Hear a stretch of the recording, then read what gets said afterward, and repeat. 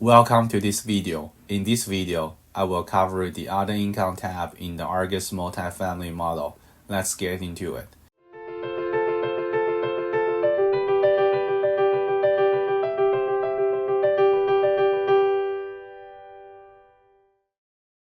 As the name suggests, the other income tab allows me to model out additional revenue on top of the rental revenue. It could be laundry, billboard, parking, vending, or any other type of revenue. I can model up to 30 types of other revenue on a monthly basis.